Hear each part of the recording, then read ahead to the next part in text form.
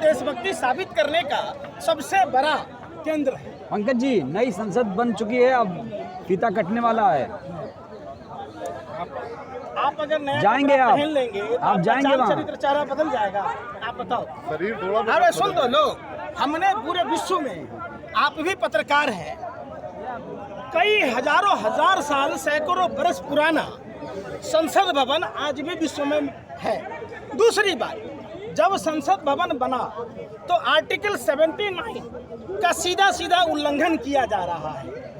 वो इसलिए, एक तो महिला का अपमान, दूसरा आदिवासी समाज की महिला है और देश की प्रथम नागरिक राष्ट्रपति जी हैं। तो ये काम सिर्फ प्रधानमंत्री का एक ही विजन है, टेलीविजन। कहाँ से चौक चौराहे पर फोटो लग जाए, कहाँ शौचालय में फोटो लग जाए, कहाँ पेपर में आ जाए, एक ही विजन है, टेलीविजन।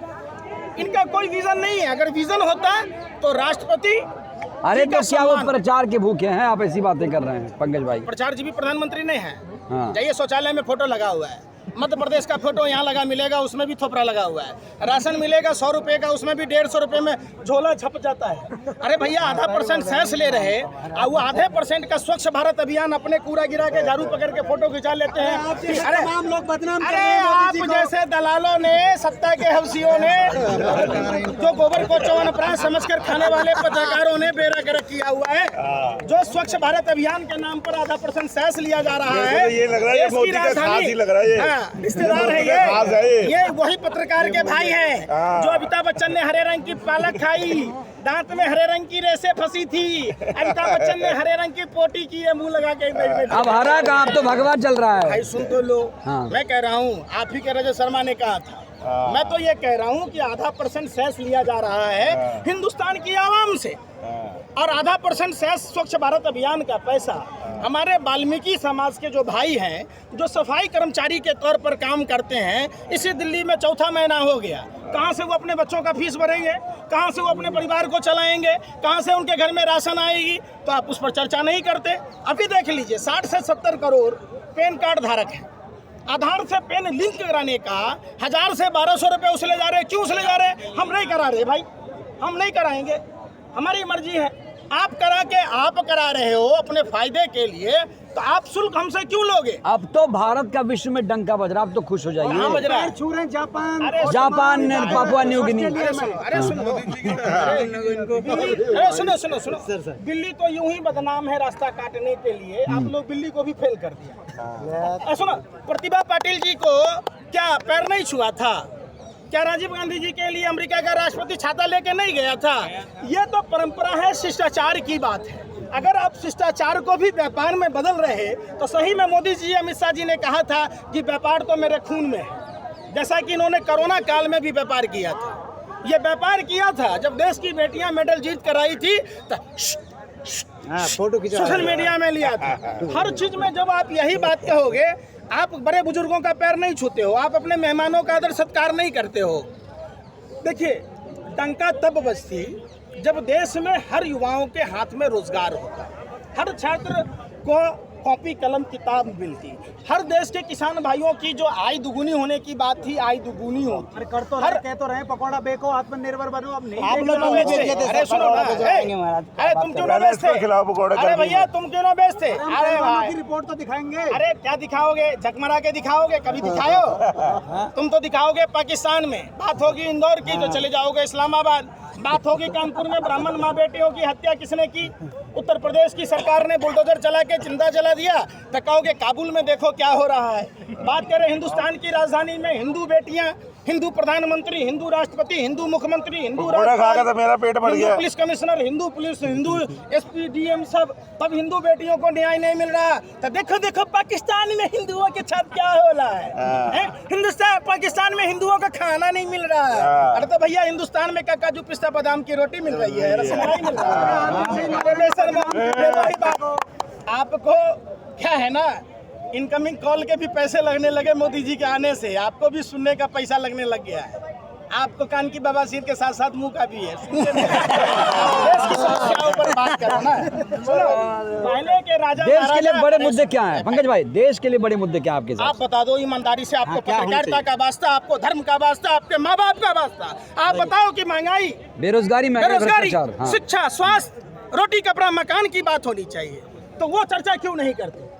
क्यों नहीं करते बताओ? मेन स्ट्रीम मीडिया कर रहा है कि नहीं?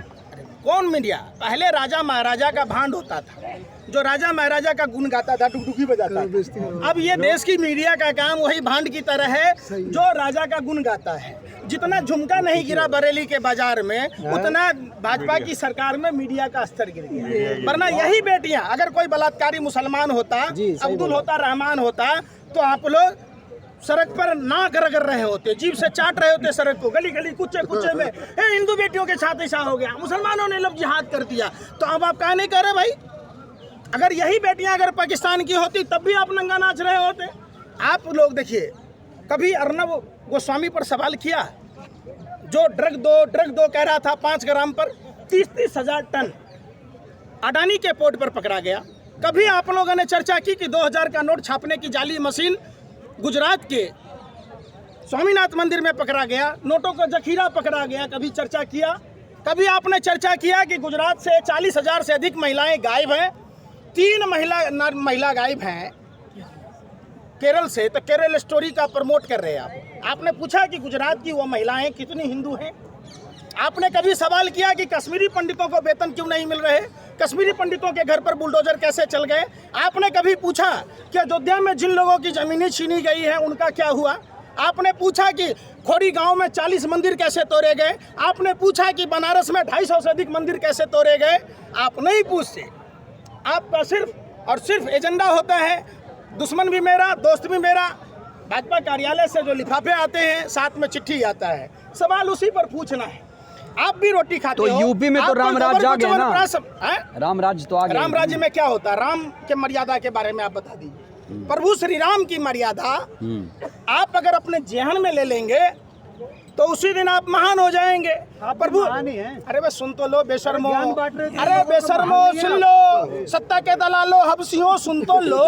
प्रभु श्री राम से राज्य की जनता ने जब सवाल किया तब प्रभु श्री राम ने माँ सीता जो उस समय गर्भवती थी, उनका परित्याग महर्षि वाल्मीकि के यहाँ उन्होंने किया।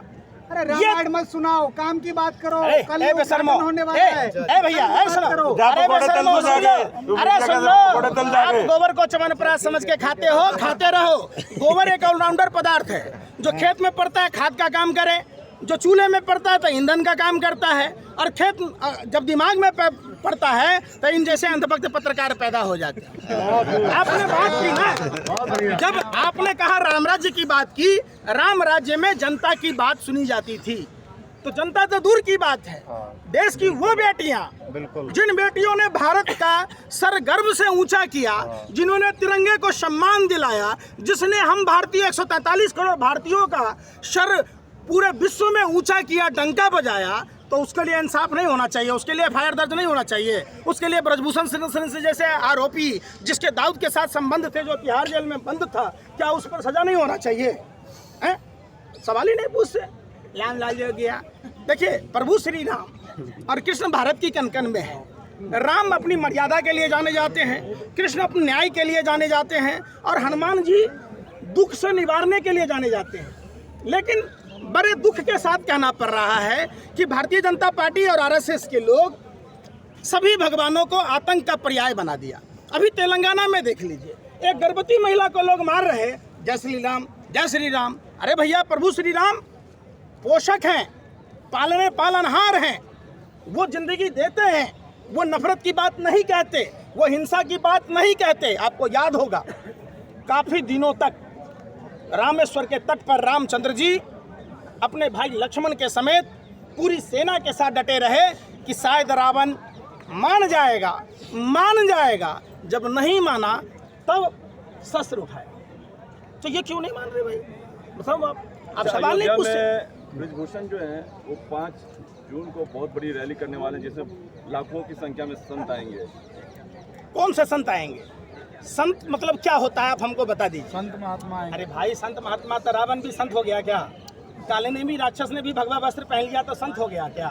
हर भगवा पहनने वाला साधु संत नहीं हो सकता ना, नहीं नहीं समझना होगा। रामायण ने हमको यही सिखाया है। तो आप तय करेंगे कौन संत है कौन नहीं? पंकज हम भाई, रामायण तय कर रहा भाई, हम थोड़ा तय कर रहे हैं। क्या होता है संत? अरे भाई सुन तो लो, क्या मानक है अब संत एक का? बात बताओ, अभी तो आपने कह रहा था रामदेव कह रहे ब्रजभूषण शरण सिंह को जेल हो, अभी आप कह रहे हैं ब्रजभूषण शरण सिंह की रैली में जा रहा है, तो बगैर पेंदी का लोटा है क्या? पौने 2 आंख वाला कन्हैया बाबा बताओ आप ही के भाई साहब से बात कह रहा हूँ। धर्म देखिए, धर्म ये सिखाता है कि जहाँ नारी की पूजा होती है वहाँ देवताओं का वास होता है।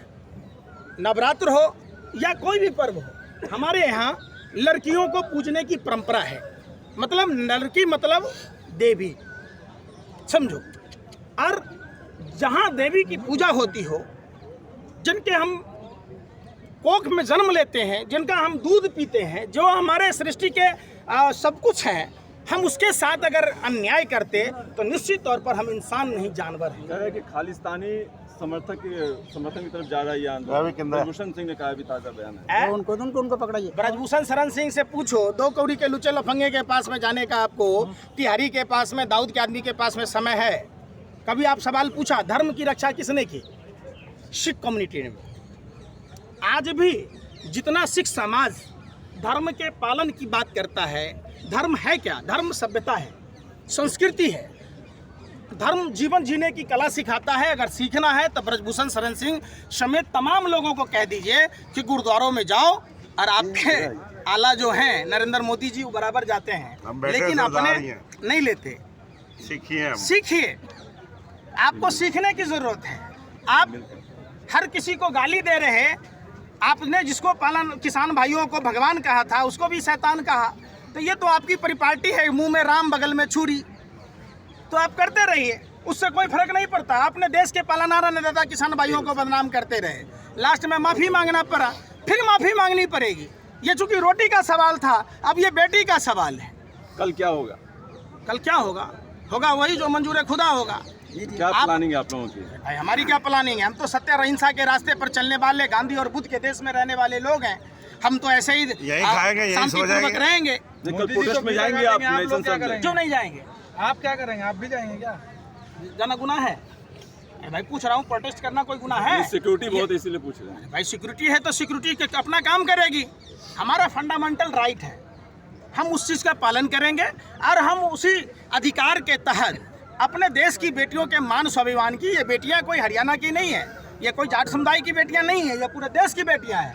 जो लोग इस तरीके की बात आप जैसे मीडिया के लोग और भाजपा के लोग जो उड़ा रहे, ये भूल जाइए, ये हमारी बेटियां हैं, आपकी बेटियां हैं, इनकी बेटियां हैं, इनकी बेटियां हैं। डूब मरना चाहिए आपको अगर आप इस तरीके की बात कहते हैं। मुंह में काली पोत कर चुल्लू पर पानी में डूब मरना चाहिए। नारी के इंसाफ की बात तो अगर आप पंकज नहीं जी, करते। एफआईआर दर्ज तो हो गई, अभी इंतजार तो करिए, थोड़ा इंतजार आप कर रहे नहीं हो, सरकार पे आरोप लगाए चले जा रहे हो, थोड़ा इंतजार